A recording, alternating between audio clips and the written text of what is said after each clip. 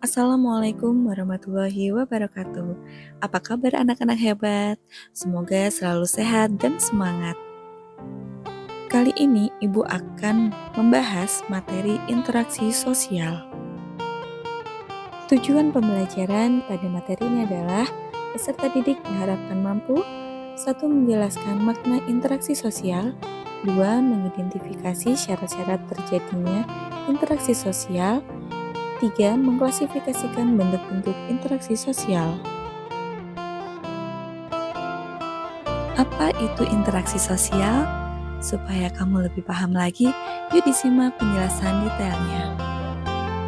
Ada nggak sih di antara kamu yang nggak pernah berbincang dengan orang lain? Nah, semua pasti pernah dong. Baik itu diskusi ataupun sekedar curhat tentang masalah kalian masing-masing ke teman, orang tua, ataupun guru. Sebagai makhluk sosial, manusia membutuhkan interaksi, karena pada hakikatnya pasti membutuhkan peran manusia lainnya dalam kehidupan sehari-hari. Jadi, setiap orang pasti pernah melakukan interaksi sosial. Jadi, interaksi sosial merupakan hubungan timbal balik antara dua orang atau lebih untuk mencapai tujuan tertentu.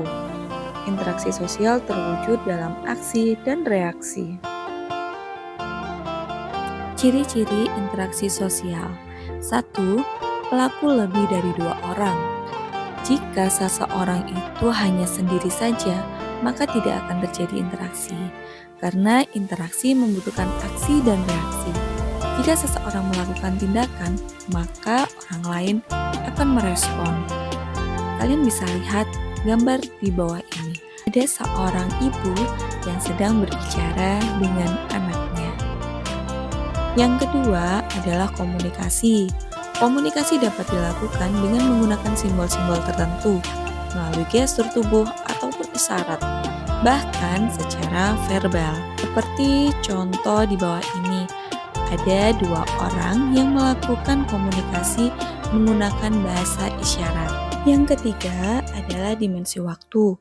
Proses interaksi sosial melibatkan dimensi waktu, baik masa lampau, masa kini, dan masa mendatang yang akan terjadi.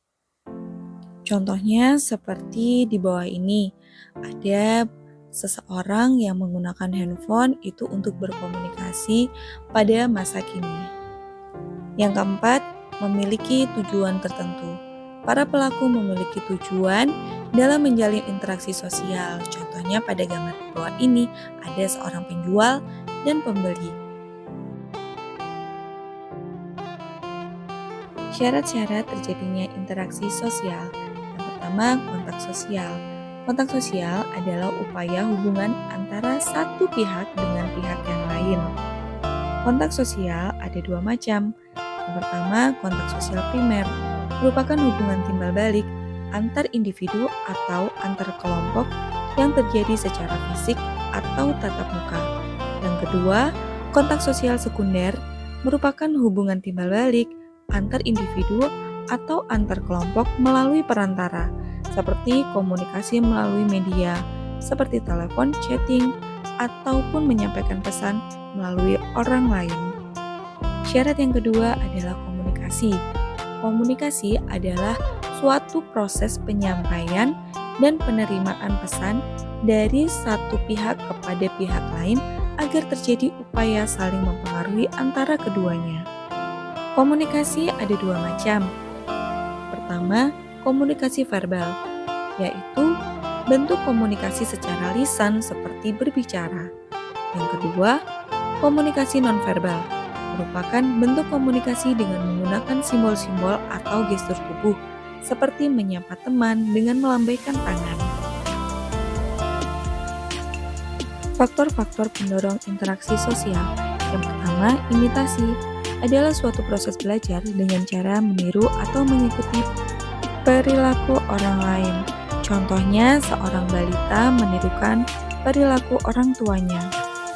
Kedua, identifikasi adalah suatu dorongan untuk menjadi identik atau sama dengan orang lain. Proses identifikasi ini memerlukan suatu figur yang ideal bagi pelakunya. Contoh, ada seorang fans yang rela melakukan operasi plastik untuk meniru penampilan idolanya. 3. Sugesti adalah suatu pendapat, pandangan, dan sikap yang diberikan pada orang lain dan diterima oleh pihak lain, sehingga orang tersebut mengikuti pandangan atau pengaruh tersebut. Contohnya adalah seorang pasien yang percaya terhadap perkataan dokter. 4. Simpati adalah rasa tertarik pada orang lain yang seolah-olah berada dalam keadaan orang lain yang dapat memunculkan perasaan emosional tertentu, seperti senang dan sedih. Contohnya adalah peduli terhadap sesama yang tertimpa musibah. Yang kelima adalah empati, adalah kepedulian terhadap orang lain atau kelompok lain yang ditandai dengan tindakan nyata. Contohnya adalah menghibur teman yang sedang bersedih dengan cara menemani dan mendengarkan keluh kesahnya. Bentuk-bentuk interaksi sosial itu ada dua macam, yaitu asosiatif dan disosiatif. Asosiatif adalah bentuk proses sosial yang mengarah kepada kerjasama antar pihak. Proses asosiatif terdiri dari kerjasama, akomodasi, asimilasi, dan akulturasi.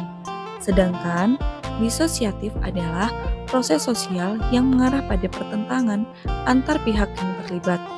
Bentuk proses disosiatif antara lain kompetisi, kontravensi, dan konflik. Berikut ini adalah bentuk interaksi sosial asosiatif. Yang pertama, kerjasama, yaitu usaha bersama yang dilakukan orang-orang untuk mencapai tujuan bersama sehingga akan saling mendukung, bersinergi, dan saling membantu. Yang kedua, akomodasi, yaitu upaya untuk meredakan atau menyelesaikan pertentangan yang terjadi. Tujuannya adalah untuk mencapai keseimbangan dan mencegah membesarnya suatu pertentangan. 3. Asimilasi, yaitu percampuran dua atau lebih kebudayaan yang berbeda yang melebur menjadi suatu kebudayaan baru. 4. Akulturasi, perpaduan dua atau lebih budaya yang berbeda tanpa menghilangkan ciri budaya lamanya.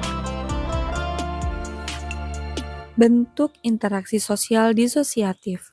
Yang pertama, persaingan atau kompetisi, yaitu usaha memperlihatkan keunggulan masing-masing yang dilakukan oleh perseorangan pada berbagai bidang. Yang kedua, kontravensi, yaitu suatu perasaan tidak suka yang disembunyikan seperti ketika siswa menyimpan perasaan tidak suka pada temannya. Yang ketiga, konflik, yaitu proses sosial yang dilakukan individu atau kelompok dalam mencapai tujuannya disertai dengan paksaan atau kekerasan.